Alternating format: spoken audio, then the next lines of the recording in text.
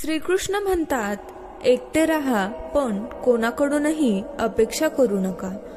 जेवढं खोल नातं तेवढं जास्त अपेक्षा, जेवढ्या जास्त अपेक्षा तेवढे जास्त दुःख.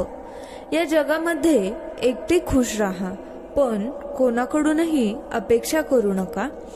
वाईट वेळेमध्ये समजदार व्यक्ती रस्ते शोधतात आणि कमजोर व्यक्ती कारणे. पैसे तर कागदाचा तुकडा आहेत, पण कोणाचेही आयुष्य बनवण्यामध्ये आणि बिघडवण्यामध्ये पैसाच खेळ खेळतो. सवयीला थांबवलं नाही तर ती लगेच व्यसन बनते. रडून रडून स्वतः मरण्यापेक्षा चांगलं आहे की हसून हसून तुम्हाला त्रास देणाऱ्या लोकांना मारा. समजदार माणूस कोणाविषयी वाईट बोलत नाही आणि ऐकतही नाही. व्यक्ती आपल्या विचारांनी निर्माण झालेला प्राणी आहे. तो जो विचार करतो तेच बनतो. आजकाल नात्यांना टिकून ठेवण्यासाठी मनामध्ये प्रेम, डोक्यामध्ये सहनशक्ती आणि खिशामध्ये खूप पैसे असणे गरजेचे आहे. उदय कोणाचाही अचानक होत नाही. सूर्य सुद्धा हळूहळू वर येतो. विहिरीचे पाणी सगळ्या झाडांना सारखेच मिळते, तरीही बोरं गोड असतात, कारले कडू आणि चिंच आंबट असते. हा दोष पाण्याचा नाही, बियांचा आहे. त्याचप्रमाणे देव सगळ्यांचे भाग्य एकसारखेच लिहितो, पण दोष कर्मांचा असतो. काळजी करू नका. जग तुमच्या कितीही विरुद्ध असले तरीही चाला त्याच रस्त्यावर जो स्वच्छ आणि खरा असेल. आयुष्य जगण्याची पद्धत ठोकरच शिकवते, नाहीतर आधार माणसाला आळशी बनवतो. स्वतःची सावली सुद्धा तोपर्यंतच साथ देते जोपर्यंत उजेड असतो. अंधार झाल्यानंतर ती सुद्धा साथ सोडते. माणूस दोन गोष्टींमुळे पूर्ण बदलून जातो. एकतर खूप खास व्यक्ती त्याच्या आयुष्यामध्ये येतो किंवा खूप खास व्यक्ती त्याच्या आयुष्यातून निघून जातो. लक्षात ठेवा, तुटलेला भरोसा आणि गेलेली वेळ परत कधीही येत नाही. एका खऱ्या नात्याला नेहमी वेळ दिला पाहिजे, कारण काय माहीत उद्या तुमच्याजवळ वेळ असेल पण ते नातं नसेल. किती राग येतो ना अशा वेळी, जेव्हा लोक तुमच्याबरोबर खोटं बोलतात आणि तुम्हाला खरं माहीत असतं. देवाच्या निर्णयावर कधीही शंका घेऊ नका. जर शिक्षा मिळत असेल तर गुन्हा सुद्धा झाला असेल.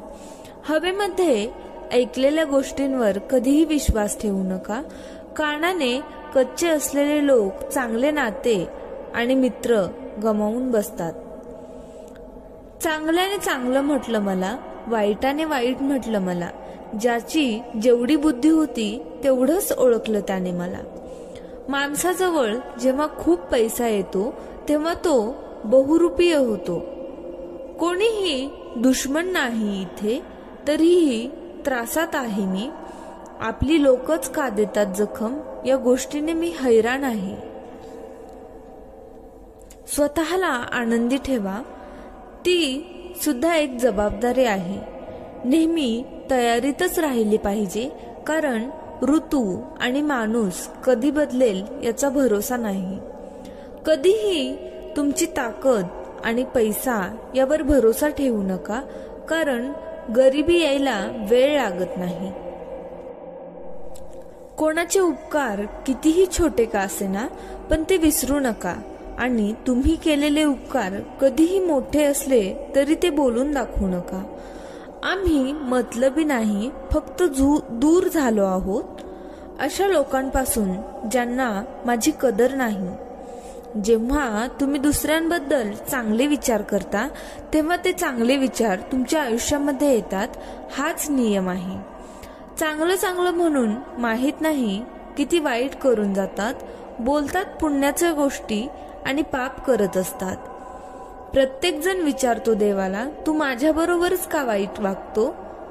फुलांना सुद्धा उमलण्यासाठी आणि सुगंधासाठी काट्यांची टोचणे सहन करावे लागतात.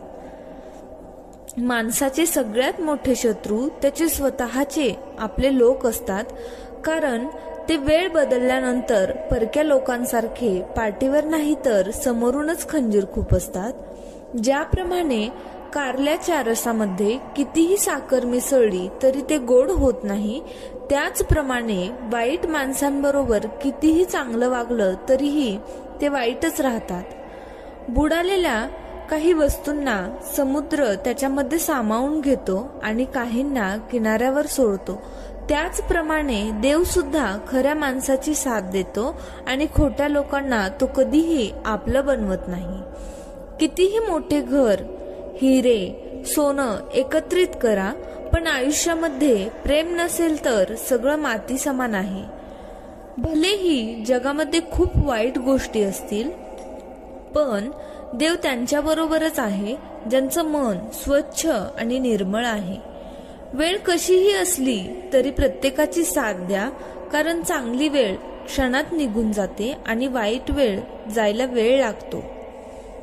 चांगल्या मनाच्या लोकांना खोटे अश्रू वाहणारे लोक असे दुःख देतात की त्यांच्या डोळ्यामध्ये नेहमीसाठी दुःख आणि अश्रू सोडतात. माणूस सगळं आयुष्य मिळवण्यामध्ये घालवतो आणि शेवटी सगळं सोडून निघून जातो.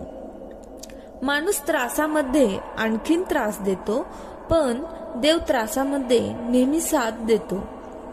तोंडावर गोड बोलणारे तुमच्या पाठीमागे तुमच्याबद्दल वाईट विचार करणाऱ्यांना इतकं दूर ठेवा की जेवढं जमीन आणि आकाश आहे. व्हिडिओ आवडल्यास चॅनलला जरूर सबस्क्राईब करा. तसेच तुमच्या फ्रेंड्स आणि फॅमिली सोबत हा व्हिडिओ नक्की शेअर करा. धन्यवाद.